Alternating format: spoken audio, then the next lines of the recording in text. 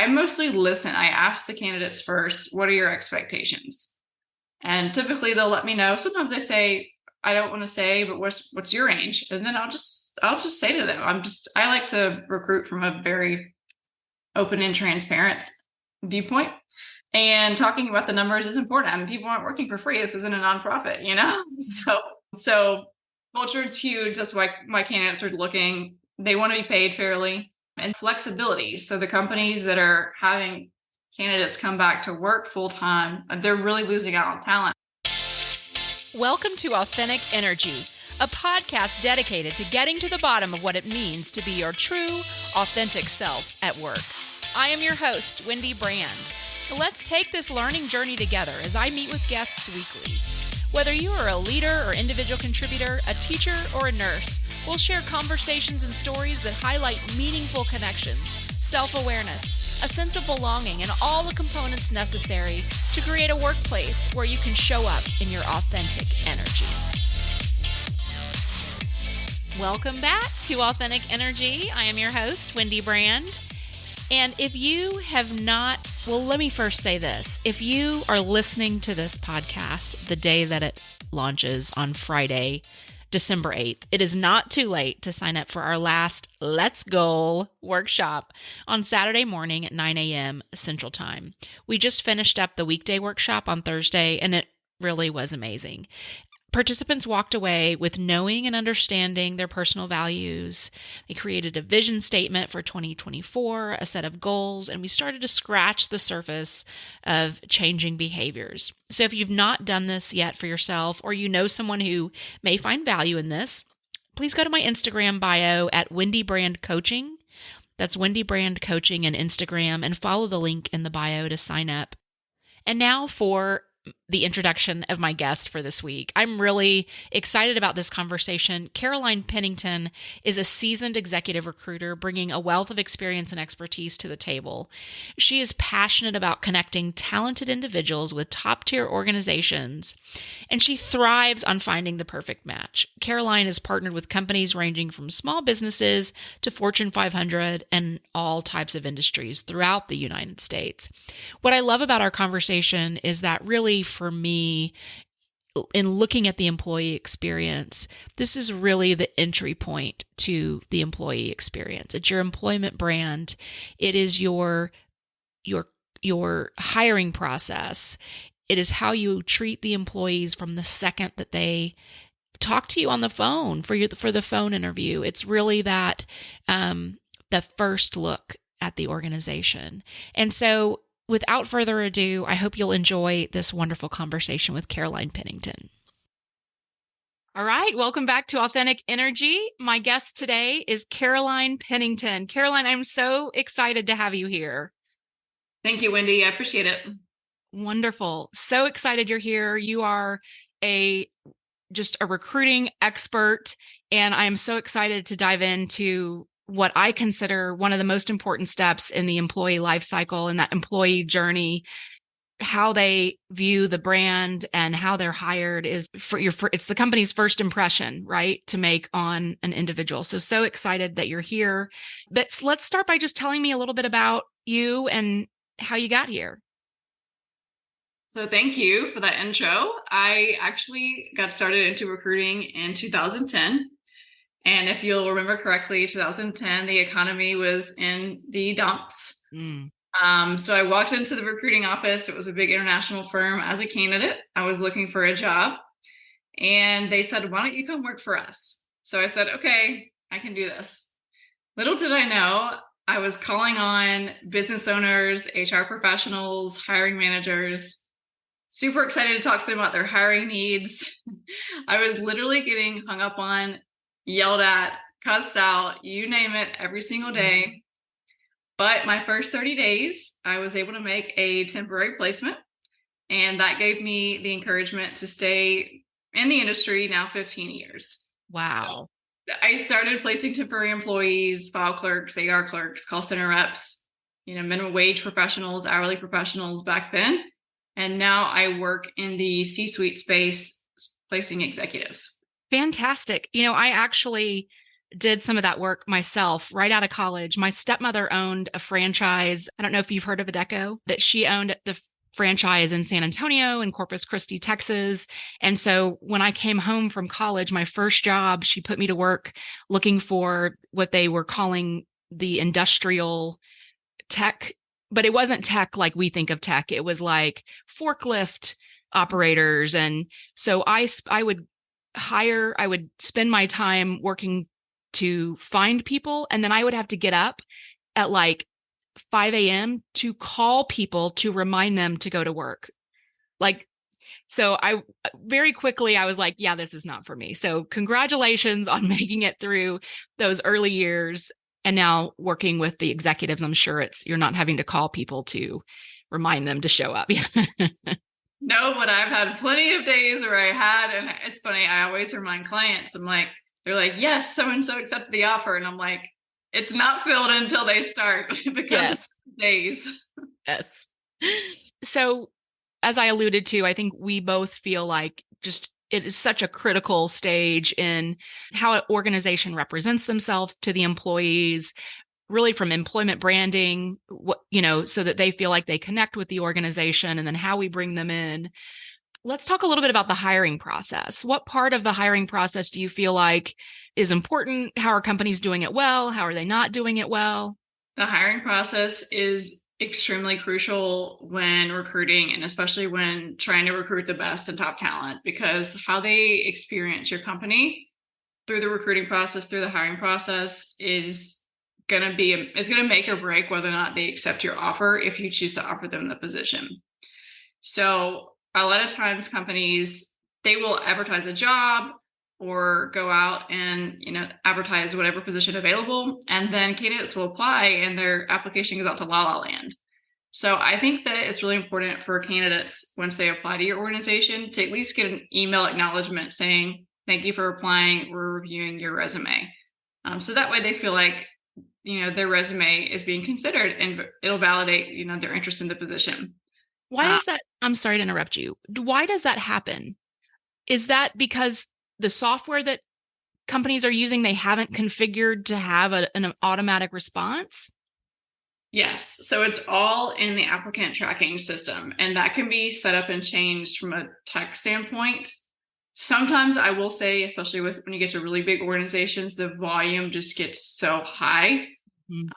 Maybe the tech's not keeping up with the volume, but especially in small to mid-sized organizations, a touch point, an acknowledgement is definitely crucial. And then from there, timing is important. So it's frustrating when a candidate applies to a job and then never hears back, or applies to a job and doesn't hear back for a month or 2 months, or even a couple of weeks is too long to hear. Mm-hmm. So whether or not they're going to be considered or not needs to happen within a couple of days, if not a week or two at most. And companies I see that are hiring really well do that. And even if the answer is no, thank you, people would rather hear that than nothing. Yes, having been on the receiving end of that, I agree. Yeah, and so the companies that are hiring and doing recruiting really well are doing that. They're getting back to candidates. They're pushing them through the process quickly. I'll break that down based on position even more. So in my opinion, when you're recruiting an entry-level employee, I think a phone interview is appropriate. And then from there, a Zoom or an Onsite. There does not need to be a third or fourth step when we're recruiting an entry-level candidate, even a candidate under 5 years in my experience. Once you get into the 5 to 10 year mid-level range, a phone interview with HR or the hiring manager, and then a meeting with the hiring manager, and then a meeting with the team. So a phone, 2 on-sites or 2 virtual, that's enough. So if we're looking between 5 years to 10, maybe 12, 3, maybe 4, if we got someone out of town, step is enough. Otherwise, you're dragging it out way too far. And then for the executive level, you'll do an intro with the executive team, a phone call, then have them come on site, then meet the rest of the team.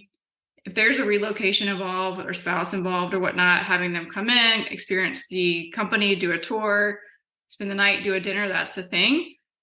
But even at the executive level, any more than 4, absolutely max 5 rounds that's enough. So the companies that are sticking to those steps are the ones who are winning in the talent war. And I imagine too, at that executive level, there's a little more kind of white glove time to respond. Yeah, absolutely. Because the reality is most of them are highly pursued by other people as well. And so they're not just talking to your, and this applies to most candidates, they're not just talking to your company, but especially when you get into the C-suite space, those individuals, especially if they're top performers, they're actively pursued by a lot of people. So I would encourage companies to even over communicate, like, hey, we're waiting on approval for this. You'll receive an offer between X amount of time period. We're working on XYZ equity plan or stock shares or whatnot. Just over communicate with them so that they can feel like they're a part of it and they're getting towards the final steps of closing it. Otherwise, you'll lose interest and they won't even respond anymore. And so you currently are working on your own. So you probably have more control over the response time. I do to an extent. If I'm working with a large organization, a lot of the approval is through HR, but based on the executive team or budgeting or whatnot, the numbers that we're working out. So sometimes that can hang up from a time perspective, a week, maybe 2 weeks, no longer than 2 weeks. But still, it's my responsibility as the recruiter, or even if they are communicating with the candidate directly, to just over communicate about where we are. It doesn't need to be every day. It could be every couple of days, but just a quick email letting them know where we are in the process so they know that they're still considered for the position. Yeah. That's great. That's so important. Anything else that's important in that hiring process? So streamlining the interview process is super important. In my opinion, showcasing your employer branding and your culture from the very beginning is really important. Just like the response rate we just talked about, them getting a response, treating the candidate like you want them to come work there is important. So sometimes I've seen in the past companies, they're late for an interview or they take a phone call during an interview or whatnot. Those simple things go a long way. Like really have a look at the candidate's resume before they come in and see you. I don't care if it's an entry level position all the way up to C-suite. Just take a look at the resume, give it some time, have some interview questions prepared for them, more than just, hey, just tell me about yourself. Yeah. Actually ask specifics and show them that you've invested in this time and are invested in them interviewing the company. That way they'll feel more included in the process and that you're excited about them. And it's just an interview 101. And it seems simple that you should prepare for it because a lot of people would think, oh, well, I'm the one with the job. They're interviewing with me. But actually interviewing goes both ways. And so the more prepared you can be, asking good questions, not just the generic ones, and being present during the interview is super crucial. Yeah, it does seem like a simple thing, but you're right. It doesn't always happen. Everyone's busy, and so I've been in interviews where someone rushes in between meetings and on their phone, and it's not a great candidate experience at all. So you mentioned employer brand, and let's talk a little bit about that. Are you finding some consistency in what employees are looking for in their employer? Yes. Employers, 3 things are the most important to candidates at this time. Number 1 is company culture. They want to work for a company where they feel valued. They want to work for a company who values their skills. They want to be paid fairly. So compensation's key. I know in a hot topic right now is whether or not companies post the actual salary range or not. I'm a huge fan of that. Just for the record, just so it doesn't waste anyone's time. If it's paying 10 or 12K or 1K less than your expectations, you just won't apply and you won't have to go through the whole process. It saves a lot of time for everybody. Are you given autonomy to make that decision if you're able to be transparent with the employee, or is it kind of go by what the client wants? For me, I'm 100% transparent about it, and I'm upfront with the companies I recruit for because there's no sense in me wasting my time or the candidates wasting their time or them wasting their time if after I present a candidate, if the numbers aren't going to line up. Right. And so, a lot of times when I say a salary range, I mostly listen. I ask the candidates first, what are your expectations? And typically they'll let me know. Sometimes they say, I don't want to say, but what's your range? And then I'll just say to them, I like to recruit from a very open and transparent viewpoint. And talking about the numbers is important. I mean, people aren't working for free. This isn't a nonprofit, you know? So culture is huge. That's why my candidates are looking. They want to be paid fairly, and they do want flexibility. So the companies that are having candidates come back to work full time, they're really losing out on talent. I can't tell you how many calls I've had with candidates that say, man, I love this company, but they're making me come back 5 days a week and I can't do it because of the commute or family reasons or whatever, fill in the blank. And these companies are losing great employees just because of that. Yeah. Have you ever had anyone say, I'm looking for someone that only is in the, that only has in the office jobs? I have had clients say that. And then here's what happens is I'll have a meeting with a client. They'll say, we want someone to come in on site full time. And I'll say, okay, when I go out to the market, I am fully transparent about that.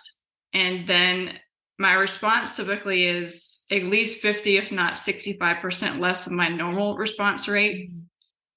And I'll go back to the company and relay that message. Okay, I have these people, and here's what my response rate has been. It's down 65%. And they'll say, okay, and they'll consider the candidates, etc. What happens every single time is they come back around in 2 or 3 months and say, okay, we'll lift that requirement. We'll allow flexibility and do flex schedule and have them come in the office 2 days a week or 3 days a week or whatever it happens to be. The problem there is I've already gone out to the market. I've already communicated the message to candidates and everything. So I'm going out there and communicating with the same group of people about your new situation or requirements. That automatically loses trust. I could see that. That's interesting that it's still so important to potential employees, and it makes sense. I mean, I really think I do know some people that don't believe that it's still important. They kind of have put blinders on and think, no, people are going back. It's a lot of people like to work in the office. And I think there are some people that enjoy it. They like that, being together all the time. But I think, as you're pointing out, it's a 60% difference in what you see in those that are interested in going back full time versus having more flexibility. And you're right. There are people that I've had full-time on-site positions, and they have been remote for 2 or 3 years now. They want that human interaction. They want to be back and feel part of something. But those people that are open to going back on site full-time, they still want the days where they have a doctor's appointment or a family member is sick and they can work from home if they need to. Maybe it's not the full week that they're out, but that's been huge too. Yeah. So important. And then, I've heard some, that a lot of companies are starting to move towards skills-based hiring. And I admit, I don't fully know what that means. I guess that they're making the decision 100% based on skills. Is that what that means? They're weighing skills really heavily, which in my opinion, and what I've seen in my 15 years of recruiting, is people can learn the skills. I mean, when you get to a high level like a CFO and you need a CPA, teaching someone who's been in, in operations or admin, those skills are not going to translate. Yeah. But in general, as long as you hire people who have good soft skills and a good attitude, they can learn the other skills. A lot of times I meet with companies and they're like, we want someone to have XYZ software experience. And I'm a recruiter. We work in applicant tracking system. I've worked in 6 different applicant tracking systems in my recruiting career. They're not that different. So if someone has, similar ATS background, right, or, worked at SAP or something similar, those skills can translate. So that's why I encourage companies to way higher on the soft skill standpoint, because that goes a lot further with company culture, integrating in the team, and them being a better long-term fit. And so as a recruiter, and for organizations that are really wanting to highlight great things about their employment brand, like flexibility, pay, the culture, how have you seen companies do this successfully, where it's clear what their culture is, and it's clear what that culture fit would look like? Have you worked with any organizations that have been able to do that well? I think for that, having an online presence and putting out content creation regularly is super helpful with that, because those candidates, whether or not they know your company or not, they are consuming content. And so having a LinkedIn page for your company, actively posting on that, not only posting on that, like we're hiring for XYZ job, but saying, our company did this service project together, or this happy hour, or, we're rolling out 2024 benefits this week. It's enrollment time. We're excited to offer the new benefits to our employees, and just keeping people so they can see it and they can feel it and they can experience it. And if they interact with your company online, engaging with them too. So that way, when you do have a position available, they'll know how your company feels, the company culture, they'll be familiar with the branding. At that point, your company should have a good following or good reputation. And that's hard to control online, but putting the content out there and just reinforcing it, I think, is super helpful. People are on their phones and on their computers all day, every day. So the more they consume of your content, the better. Yeah, that's a great point.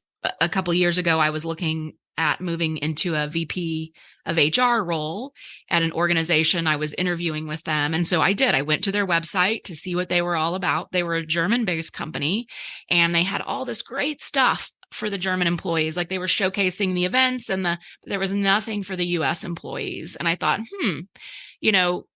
is that the type of organization that they are? And do I want to work for an organization where the US team is, so it really helped me to consider whether that was the culture that I wanted to be a part of, or were they looking for me then I could ask those questions. Is part of my role making sure that the US feels included? And so I love that you say that kind of the online presence is important. I've also worked for an organization that had a great customer brand. So their social media with their customers was very interactive and engaged.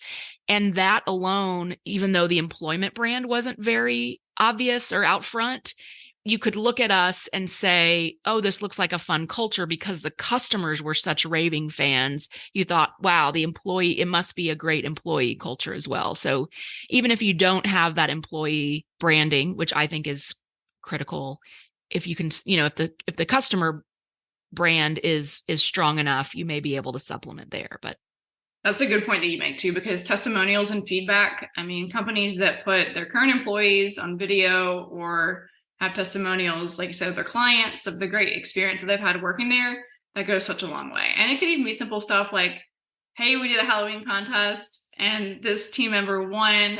They were a bumblebee or whatever. Yes. People love that stuff. Yes, 100%. Awesome. Well, I love this conversation. I think, it really is the starting point of the employee journey into an organization. And it can be so off-putting if that hiring process is not seamless, or if they go for a long time without hearing from someone. It just sets you off on a bad tone. So I appreciate what you're doing. Thank you so much, Caroline. So if people want to find you, how can they work with you? You can find me on LinkedIn. I'll send you my LinkedIn to tag in the show notes. And then I have a weekly newsletter called How to Hire Top Talent. And that comes out every Tuesday, direct to your inbox. But Awesome. It comes with pro tips on how to hire top talent.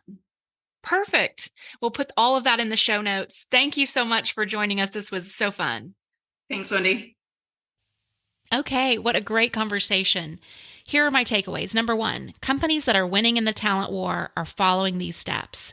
First, for candidates with less than 5 years experience, 1 phone interview and 1 Zoom or on-site interview.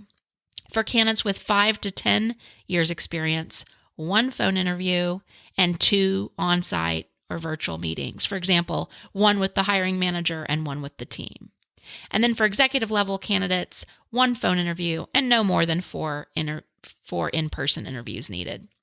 Number 2, showcasing employer branding and culture is so important in the hiring process. It's critical.